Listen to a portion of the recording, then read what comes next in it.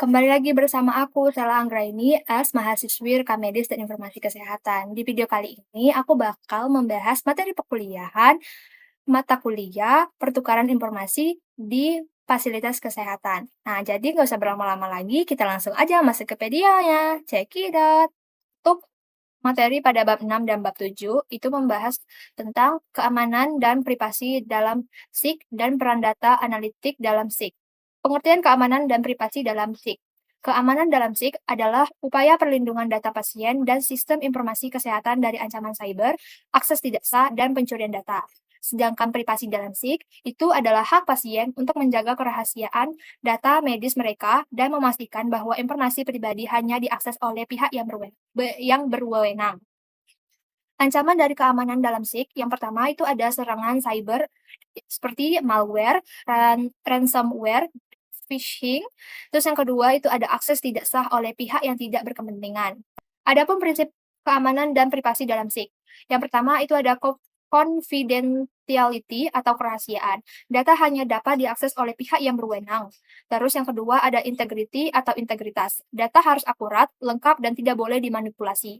Strategi keamanan dalam SIK. Yang pertama ada enkripsi data, yaitu untuk mengamankan data dengan teknik kriptografi. Terus yang kedua ada autentikasi dan akses berjenjang, yaitu menggunakan login berbasis multifaktor authentication atau MFA.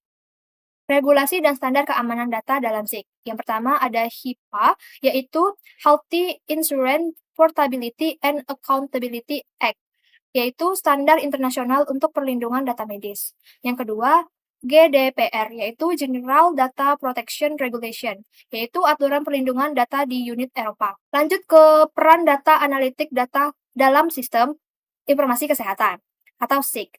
Pengertian data analitik dalam SIK yaitu sistem informasi kesehatan yang mengelola dan menganalisis data kesehatan untuk mengidentifikasi tren, mendukung pengambilan keputusan, serta meningkatkan kualitas layanan kesehatan. Adapun jenis data analitik dalam SIK, yaitu yang pertama ada descriptive analytic, yaitu menganalisis data masa lalu untuk memahami tren kesehatan pasien. Kedua, predictive analytics, menggunakan algoritma dan AI untuk memprediksi penyakit atau tren epidemi. Manfaat dari data analytics dalam SIK, yaitu yang pertama ada deteksi dini penyakit, menganalisis data untuk mendeteksi resiko penyakit seperti diabetes dan kanker. Yang kedua, optimalisasi sumber daya rumah sakit untuk mengatur jadwal dokter, ketersediaan tempat tidur, dan kebutuhan obat berdasarkan data historis. Untuk contoh kasus pada bab 6, aku mengambil jurnal berjudul Keamanan Data dan Privasi Penggunaan dalam Aplikasi Telemedicine di Indonesia. Sejak pandemi COVID-19, penggunaan aplikasi telemedicine seperti Halodoc dan Alodokter meningkat secara signifikan di Indonesia. Kemudahan akses layanan kesehatan digital ini memungkinkan masyarakat untuk berkonsultasi dengan dokter, memperoleh resep obat, dan mengakses rekam medis secara daring. Namun, peningkatan penggunaan layanan ini juga menimbulkan kekhawatiran terkait keamanan data dan privasi pengguna, terutama dalam hal bagaimana data pasien dikumpulkan, disimpan, dan digunakan oleh penyedia layanan. Berdasarkan penelitian dalam jurnal analisis perbandingan keamanan data dan privasi pengguna aplikasi telemedicine berdasarkan hukum di Indonesia, Alodoc dan Alodokter ditemukan beberapa perbedaan dalam implementasi kebijakan privasi dan perlindungan data antara kedua aplikasi ini. Hasil penelitian menunjukkan bahwa kedua aplikasi ini telah menerapkan standar keamanan informasi, tetapi masih terdapat beberapa celah yang perlu diperbaiki agar lebih sesuai dengan regulasi perlindungan data di Indonesia.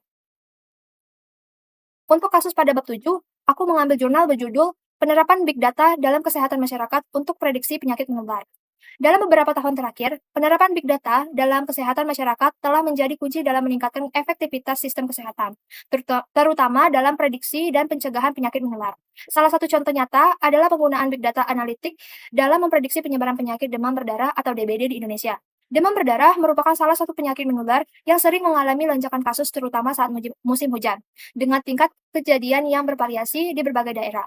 Menurut penelitian dalam jurnal Literature Review, penerapan Big Data dalam kesehatan masyarakat, Big Data digunakan dalam berbagai aspek kesehatan masyarakat, termasuk dalam pengelolaan data epidemiologi, deteksi dini penyakit, serta perencanaan strategi pencegahan yang lebih efektif.